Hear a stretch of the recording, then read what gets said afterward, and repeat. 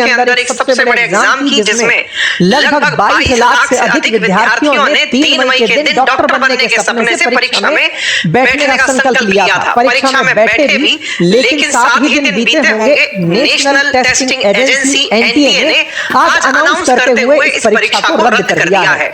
रद्द करने के कारण में नीट पेपर का लीक होना पाया गया है। लीक का पेपर लीक कैसे हुआ, इसकी सारी जानकारी आपके साथ साझा होगी। एनटीए ने परीक्षा को रद्द किया, लेकिन इसके अंदर मेजर चैलेंजेस क्या हैं, क्या होगा उन विद्यार्थियों का जो उन्होंने इतने अच्छे अंक प्राप्त कर लिए थे। भविष्य के अंदर इस परीक्षा को कब आयोजित कराया जाएगा, दोबारा फीस लगेगी या नहीं लगेगी, कौन आखिर इसके पीछे जिम्मेदार है, पेपर लीक कैसे हुआ, पेपर लीक के पीछे कौन कौन जिम्मेदार है, क्या कोई गिरफ्तारी हुई है या नहीं हुई है, और आफ्टर ऑल ये एनटीए कर क्या रहा है। वर्ष 2024 के अंदर भी पेपर के लीक होने, एक ही नंबर पे 60 से अधिक बच्चों के आने, तमाम ऐसे बहुत सारे मामले वर्ष 2024 में भी उजागर हुए। 2025 में एनटीए ने इस पेपर को टफ बना दिया, 2026 में पेपर लीक हो गया और 2026 के इस लीक ने पूरी तरह से एनटीए की साख पर प्रश्न खड़े कर दिए हैं। आइए आज के सेशन में जिक्र करते हैं इस पेपर के लीक होने के पीछे जिम्मेदार उस क्वेश्चन बैंक के, जिस क्वेश्चन बैंक से 140 क्वेश्चन हुबहू इस प्रैक्टिस बैंक के अंदर क्वेश्चन से हुबहू पेपर में निकल आए, जिसके चलते इस परीक्षा को कैंसिल करार दे दिया गया है। छात्रों का क्या होगा, इन सारी बातों का डिटेल में आज के सेशन में डिस्कशन होगा, क्योंकि फिलहाल एनटीए ने नीट यूजी 2026 पेपर लीक का मामला सामने आने पर परीक्षा को रद्द करने का फैसला कर लिया है। जो परीक्षा में बैठे छात्र थे उन्हें नीट यूजी 2026 के तहत ही दोबारा परीक्षा में बैठने का मौका दिया जाएगा, जिसका ऐलान जल्दी ही होगा। हेडलाइन है, National Testing Agency with the approval of government of India has decided to cancel NEET UG 2026। NEET UG 2026 मतलब क्या है, ये वो परीक्षा जिसके माध्यम से जो बैचलर्स डिग्री है डॉक्टरी की, उसमें एडमिशन की परीक्षा करवाई जाती है। देश में आयोजित इस परीक्षा को पैड पेपर से आयोजित करवाया जाता है, यानी कि ओएमआर के गोले भरवाकर इस परीक्षा का आयोजन कराया जाता है। देश में लाखों विद्यार्थी सपना देखते हैं डॉक्टर बनने का। 22 लाख विद्यार्थी इस परीक्षा में बैठे थे और उनमें से 1 लाख बच्चों को प्राइवेट और गवर्नमेंट सीट मिलाकर मिलने वाली थी, जिनमें से 40,000 सीट कॉलेजेस की वो हैं जो कि सरकारी हैं, उससे अधिक जो अन्य जो सीटें हैं वो प्राइवेट हैं। लगभग 40,000 सीटों में तमाम पोस्ट, चाहे वो एमबीबीएस है, बीएससी है, बीएमएस है, उन सब के लिए इस परीक्षा का आयोजन कराया जाता है। इस परीक्षा को देश की सबसे बड़ी और महत्वपूर्ण प्रवेश परीक्षा माना जाता है, जिसके माध्यम से MBBS, BDS, BMS, BHMS, BUH, BUMS, BSc, AH इन सभी के अंदर एडमिशन मिलता है। अगर आप इनमें बैठने वाले छात्रों की संख्या देखें तो वो लगातार साल दर साल बढ़ती चली जा रही है। वर्ष 2025 में जहां इस परीक्षा में 22 लाख विद्यार्थी अपीयर हुए थे, इस साल 22.7 लाख बच्चों के इस परीक्षा में अपीयर होने की जानकारी निकल कर आई। 96.92% यानी कि जिसने फॉर्म भरा ऑलमोस्ट हर बच्चा परीक्षा में बैठने गया। ये परीक्षा 2 पारियों में आयोजित हुई। 22,75,000 बच्चों ने फॉर्म भरा, 22,05,000 बच्चे एग्जाम देने गए और ये पारी 2 मतलब दोपहर 2 बजे और शाम 5 बजे 2 पारियों के अंदर इस परीक्षा का आयोजन हुआ। दुनिया भर के अंदर यानी कि भारत के बाहर भी इसके इंटरनेशनल लोकेशन पर भी सेंटर आए थे। 5,500 सेंटर्स पर इस परीक्षा का आयोजन हुआ। 551 शहरों के अंदर इस परीक्षा का आयोजन कराया गया था, यानी कि इन शहरों में तमाम सेंटर्स पर इस परीक्षा का आयोजन कराया गया और इस परीक्षा का आयोजन 3 मई को हुआ। इसके लिए बकायदा एनटीए ने बड़ी सुरक्षा इंतजाम किए बताए, जिसमें कहा गया कि प्रश्न पत्र पर जीपीएस वाली गाड़ियों को प्रश्न पत्र को जीपीएस वाली गाड़ियों से भेजा गया है, वाटर मार्क लगाकर भेजा गया है। शांतिपूर्वक कराने के लिए बायोमेट्रिक चेकिंग की व्यवस्था रखी गई है, 5G जैमर की व्यवस्था रखी गई है और इस तरीके से इस परीक्षा को आयोजित कराने का एनटीए ने दम भरा था कि हमने इसे बहुत अच्छे से परीक्षा को आयोजित करवाया है। छात्रों की जांच पड़ताल प्रॉपर तरीके से की गई, इस तरह की तस्वीरें बाहर आई। 3 मई को परीक्षा आयोजित हुई। पूरे देश में एक तरह से परिवार थे जिन्होंने बच्चों को परीक्षा में बैठने दिया था। वो सभी शांति की सुकून की सांस लेकर सोए कि चलो परीक्षा संपन्न हुई। बच्चे परीक्षा के तुरंत बाद ही अपने आंसर मार्क मैच करते हैं, देखते हैं कि कितने नंबर सबके आ जाएंगे। उन सबने मैच किए। 600 से ऊपर नंबर जिनको 720 में से मिलते हैं वो सेफ स्कोर माना जाता है।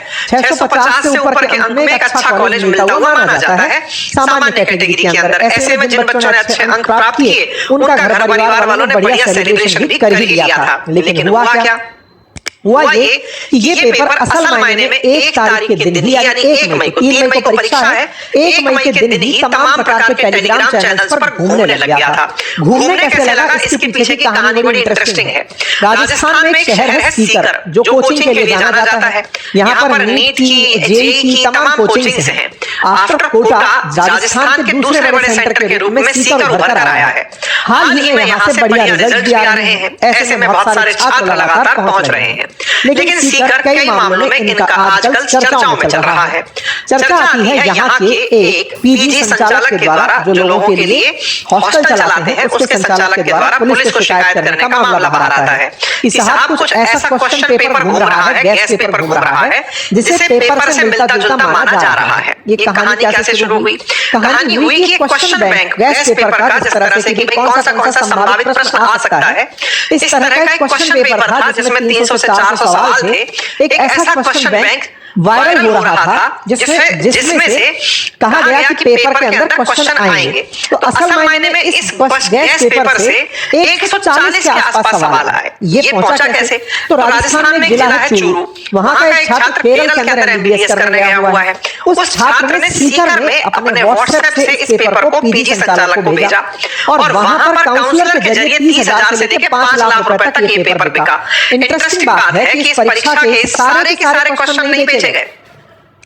यहाँ पर यह ध्यान रखा गया कि 180 प्रश्न अगर हैं तो उनमें से 100 से 140 प्रश्न ही क्वेश्चन बैंक से मिले, बाकी क्वेश्चन ना मिल जाएं। यानी एक सब्जेक्ट बायोलॉजी और केमिस्ट्री तो मिल रही थी, फिजिक्स के क्वेश्चन बिल्कुल हटा रखे थे ताकि 100% नंबर किसी छात्र के ना आ जाए। अगर 100% नंबर छात्र के आ गए तो फिर एकदम हाईलाइट हो जाएगा कि 720 में से 720 कैसे मिल गए। जैसे 2024 में हुआ था, एक ही 720 नंबर 60 से ऊपर बच्चों के आ गए थे। एनटीए पर सवाल आया तो इस बार पेपर को बड़ा ही सोच समझकर क्वेश्चन बैंक की भूमिका में लीक किया गया। इसको बाकायदा बेचा जा रहा था। एसओजी यानी कि स्पेशल इन्वेस्टिगेटिंग जो राजस्थान में यूनिट है, उसने प्रॉपर तरीके से 15 लोगों को इस शिकायत के आधार पर गिरफ्तार किया।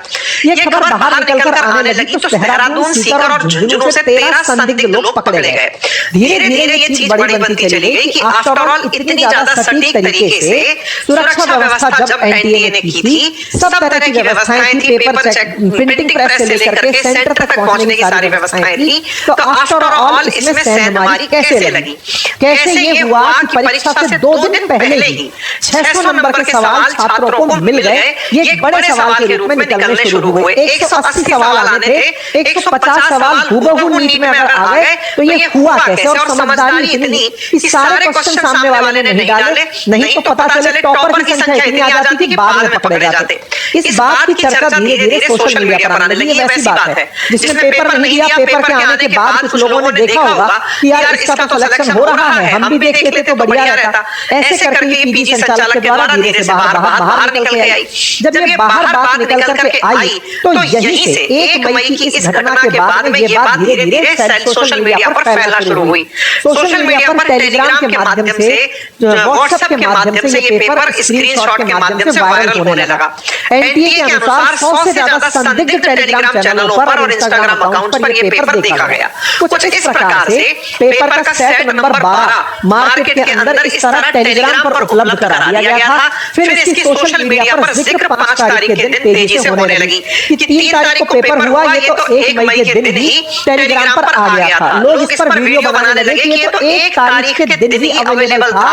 ये धीरे धीरे चर्चा अब बड़ी बनने लगी थी। लोग इस पर प्रतिक्रिया के स्वरूप वीडियो बनाने लगे, चर्चाएं होने लगी, पुलिस को शिकायत दी जाना शुरू हुई कि साहब सोशल मीडिया पर दिख भले आ रहा है लेकिन 1 तारीख से पड़ा हुआ है, इसका मतलब पेपर लीक हुआ था।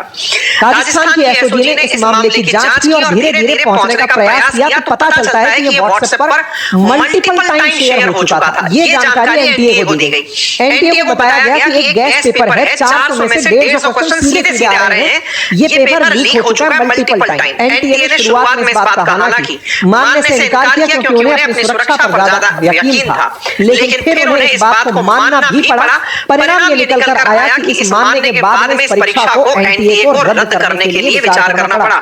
इस मामले को अब सीबीआई को सौंप दिया गया। कुल मिलाकर के इस पेपर के अंदर पूरी तरह से नकल हो रही थी। पेपर पूरी तरह से बाहर आ चुका था। बायोलॉजी के 90 और केमिस्ट्री के 35 सवाल तो सीधे सीधे आ रहे थे। एसओजी ने 11 मई को जयपुर से किसी मनीष नाम के शख्स को पकड़ा। पेपर छपने से पहले सवाल लीक करने के उसको मास्टरमाइंड के रूप में माना जा रहा है। चेक किया जा रहा है कि इसने आफ्टर ऑल ये कहां से निकाला था। प्रिंटिंग से लेकर मतलब कैसे ये पेपर पहुंचा, अब ये अपने आप में बड़ा सवाल है और इसी को ही अब देखा जा रहा है। ऐसा ही एक मामला सॉल्वर गैंग का भी नालंदा के अंदर बिहार में 4 मई को पकड़ा गया। कुछ पेपर सॉल्वर 60 लाख रुपए में एक सीट के लिए डील करके बैठे थे। नालंदा पुलिस ने 7 लोगों को हिरासत में लिया जो लग्जरी गाड़ियों में बैठकर दूसरे की जगह पेपर देकर परीक्षा को पास कराने का प्रयास कर रहे थे। कुल मिलाकर ऐसी गिरफ्तारियां शहर देश में और भी कई जगह हुई। एनटीए ने नेशनल टेस्टिंग एजेंसी ने पहले तो इसके अंदर कहा कि कोई ऐसा मामला नहीं है, फर्जी है, सारा का सारा मामला अफवाहों से बचने की सलाह दी। लेकिन फिर एनटीए खुद अपनी तरफ से ये बात कहते हुए बाहर आई कि हमने सरकार से डिस्कशन किया और सरकार से डिस्कशन के बाद हम परीक्षा को रद्द करते हैं। छात्रों को हुई असुविधा में हम उनसे दोबारा फीस नहीं लेंगे, परीक्षा का पुनः आयोजन कराया जाएगा। छात्रों का गुस्सा फूट पड़ा। छात्रों का गुस्सा फूट पड़ा कि आफ्टर ऑल एनटीए इतनी लापरवाही कैसे कर सकता है।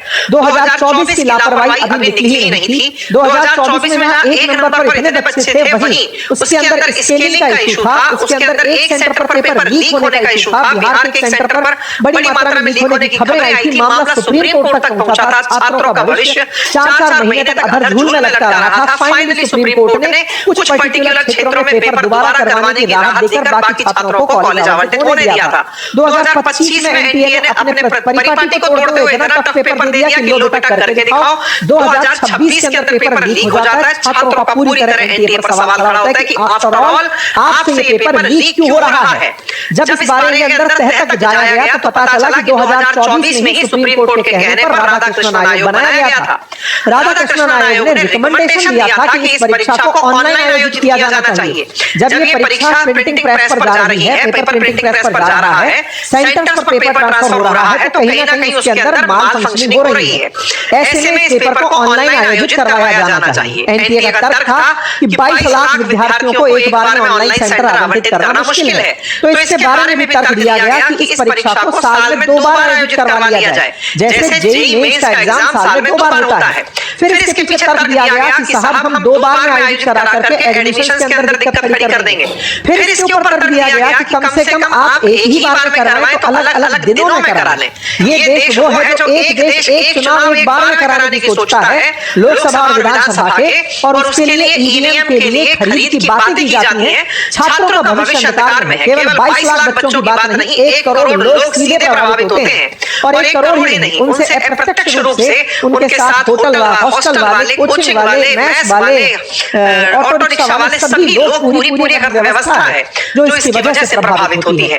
नीट 2024 से सबक ना लेने पर और 2026 में इस तरह की गलतियां हो जाने पर छात्रों का गुस्सा एनटीए पर फूट रहा है। सरकार से प्रश्न उठ रहे हैं कि ये नीट स्कैम फिर से कैसे हो रहा है। आफ्टर ऑल कौन मिला हुआ है, किसके अंदर माल फंक्शनिंग हो रही है, कौन इसमें आफ्टर ऑल मिला हुआ है। और तो और 2021 में भी कुछ इस तरह का ही मसला पहले उजागर हुआ था। 2026 में फाइनली एनटीए ने इसको कैंसिल किया है। इस पर अपोजिशन हमलावर हुआ। अपोजिशन ने सरकार के 10 साल में 89 पेपर लीक होने पर सवाल उठाए। राहुल गांधी जी ने कहा कि नीट का पेपर लीक होना असल में नीलामी जैसा है। ऐसे ही कांग्रेस के मेन हैंडल से इस पर तमाम प्रश्न उठाए गए। राजस्थान में अशोक गहलोत जी द्वारा, गोविंद डोटासरा, सचिन पायलट, इन सभी के द्वारा अपनी प्रतिक्रियाएं आई, क्योंकि राजस्थान में सबसे पहले इस बात का पता चला।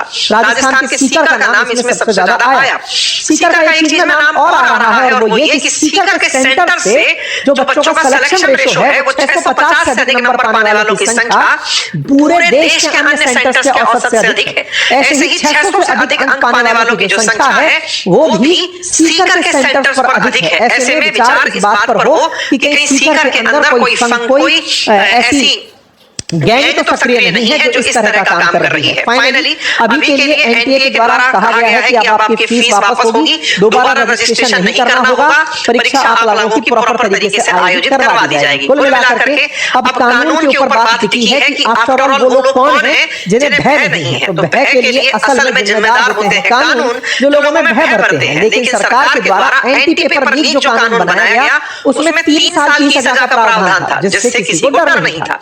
पेपर लीक करने में जो लोग जिम्मेदार हैं उन्हें 5 से लेकर 10 साल तक की सजा का प्रावधान किया गया था। इसका सरकार का इसका भय लोगों में नहीं है और इसी कारण से लाखों लोगों की जिंदगी के साथ खिलवाड़ ये पेपर लीक एजेंट और सरकार के अंदर बैठे कुछ ऐसे लोग जो भ्रष्टाचार में लीन हैं, उनके द्वारा ये काम किया जा रहा है। आवश्यकता है इस विषय पर तीव्र संज्ञान लेने की, कोर्ट के इंटरफेरेंस की और सरकार को इन बच्चों के अंदर ये विश्वास बहाली की कि आपका भविष्य संकट में नहीं है। ये बहुत गंभीर विषय है। आप लोग इस विषय पर क्या सोचते हैं अपनी राय कमेंट बॉक्स में जरूर दें। चैनल पर नए हैं तो सब्सक्राइब कर लें, बाकी अपडेट्स के साथ जुड़े रहें। धन्यवाद।